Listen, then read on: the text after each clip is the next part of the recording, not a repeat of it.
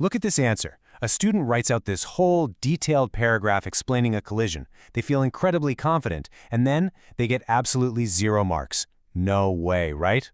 Why? Because they completely missed the one absolute rule that Cambridge IGCSE Physics 0625 examiners demand. By the time we finish this explainer, you are never going to make this grade-dropping mistake again. Okay, let's just dive right into this. We've got a really classic, flawed student answer here. Momentum is how heavy and fast a thing is. Now look, that sounds logical enough for an everyday conversation, right? It kind of hits the nail on the head conceptually. But ordinary revision fails exactly because it relies on these vague, everyday descriptions. Examiners are not looking for poetry. They're looking for the pure mathematical relationship. To get into the top band, you need the actual formula P equals mv. Writing out that correct formula instantly secures method marks that those paragraph writers completely miss, just because it proves you actually understand the exact physical quantities involved. So the absolutely crucial starting point is getting our definitions straight from the source. Momentum is precisely defined as the product of mass and velocity. Literally just the mass of a body multiplied by its velocity. And this brilliantly illustrates why units are totally non-negotiable. You have to lock in one of two acceptable units that the mark scheme is actively hunting for: kilogram meters per second or Newton seconds. If you substitute all the right values but then leave these units off your final calculation, you're just bleeding easy marks. Let's look at a really quick calculation to see how this builds. Imagine a 2-kilogram mass moving at 10 meters per second. That gives it a momentum of 20 kilogram meters per second.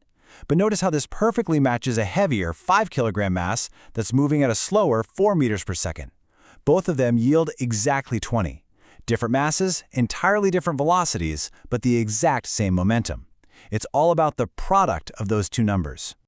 To guarantee top marks in your physics, calculation, and explanation questions, you need a repeatable system. You can't just wing it. So here is our 4-step answer framework. Step 1. State the concept, like writing out P equals mv.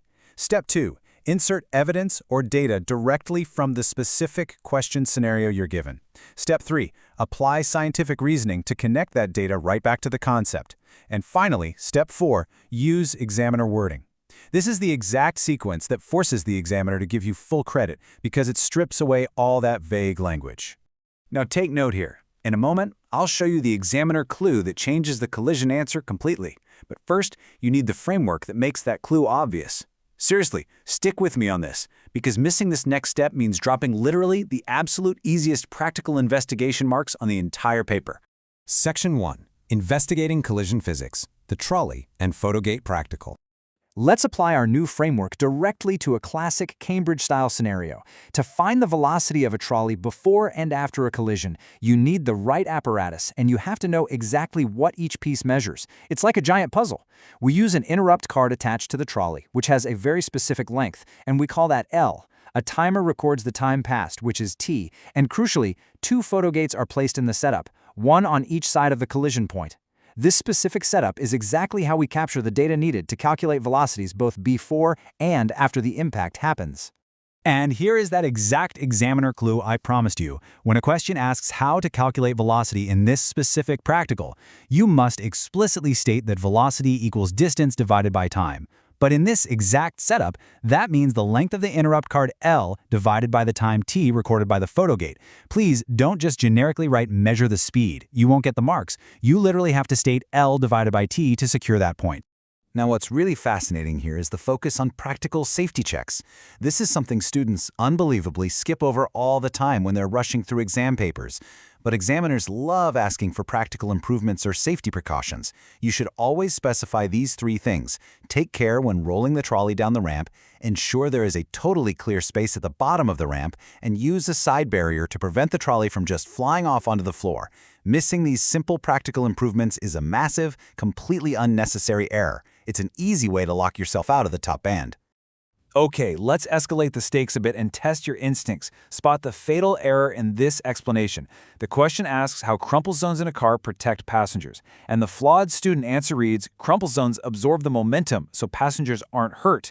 Take a second, pause, and predict the grade. Why does this score absolutely 0 marks? I mean, it sounds intuitively right, doesn't it? Well, here's the exact scientific reasoning directly from our source material that explains why that answer fails so hard. It states, Collisions generally occur over a very short interval of time. The shorter the time interval, the greater the force on the bodies involved in the collision.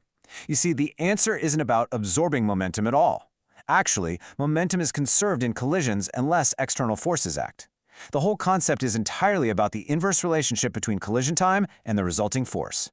So let's execute our examiner-style correction using our 4-step framework. We are going to replace that vague, flawed phrase, absorbs the momentum, with this precise, top-band examiner wording. Crumple zones prolong the collision time to reduce the force of impact. That specific phrasing right there, prolonging the time to reduce the force, is exactly what the mark scheme demands. It takes a 0-mark guess and turns it into a flawless, top-band answer. Real quick, before we move on, let's do a rapid recap of the most painful common mistakes we've dissected today. First, forgetting that external forces, like friction, totally ruin the conservation of momentum. Momentum is only conserved if those forces are absent. Second, missing your units. Always remember kilogram meters per second or Newton seconds. Third, rounding your numbers way too early during your calculations, which just throws off your final answer. And fourth, relying on vague explanations instead of our precise scientific framework. So, you now have the perfect framework for understanding momentum, impulse, and collision physics. You know the exact wording those examiners want to see, but here is the critical, totally unresolved issue staring us in the face. What happens when exam timing pressure hits? You have the knowledge in your head for sure, but can you actually execute it when that clock is ticking down and you literally have less than a minute per mark? Because honestly, understanding the physics is really only half the battle. The other half is applying it rapidly under severe pressure. That's why your absolute mandatory next step is to master the timed answer writing system for Physics 0625. It takes the formula and the framework we just learned and transforms them into a high-speed, high-mark weapon that works perfectly even when your stress levels are through the roof. To ensure you don't freeze up during the real thing, click the timed answer writing explainer right now on the left side of your screen. On the right, hit that subscribe button. Subscribe to our YouTube channel, Ace the Exams, at acetheexams_IGC to excel in your Cambridge examinations. Follow the progress arrow below, because if you can't write the perfect answer under pressure, do you really know the physics at all? I will see you in the next explainer.